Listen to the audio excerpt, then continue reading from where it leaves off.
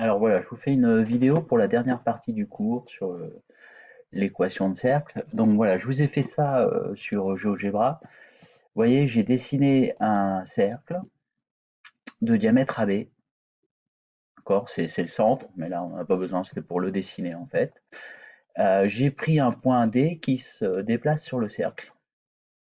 Alors, regardez ce qui se passe, j'ai pris l'angle entre les deux vecteurs. J'ai dessiné le vecteur DA et DB.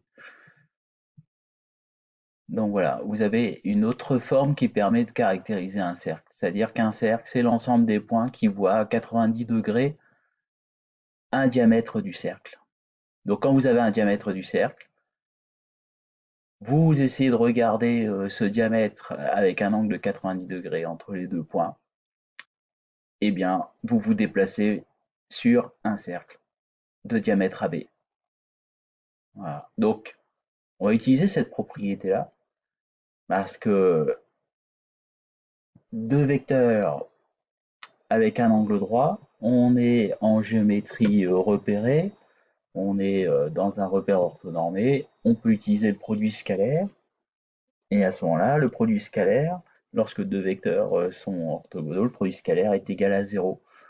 Donc, dire qu'un point M se balade entre guillemets sur un cercle de diamètre AB, c'est avoir MA scalaire MB égale à 0, et en fait, le produit scalaire est une forme assez simple en plus, donc ce qui nous permet d'avoir une équation de cercle, équation cartésienne d'un cercle. Alors, hop, je vous affiche en même temps le cours, du coup. Voilà, je le passe sur l'autre écran, vous voyez, le cours qui vient du livre.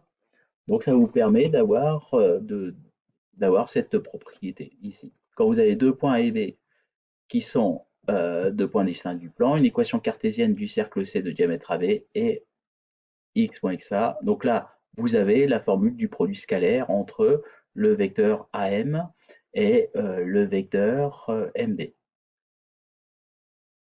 Donc une fois que vous avez ça, vous pouvez regarder l'exemple, ça vous permet de développer.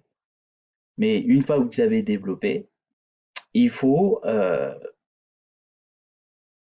si vous voulez retrouver l'équation cartésienne, la première, celle du cours, hein, la première formule, où vous pouvez reconnaître les coordonnées du centre et le rayon, ben, il faut passer par la vidéo numéro 3, la forme canonique, pour pouvoir passer de cette forme-là à celle-là. Ici, je suis allé un peu trop loin, à celle-là. Voilà. Alors, ce que je vais faire, je vais couper cette vidéo-là, je vais en faire une autre derrière, où je vais partir sur cette explication-là. Voilà, fin de cette vidéo.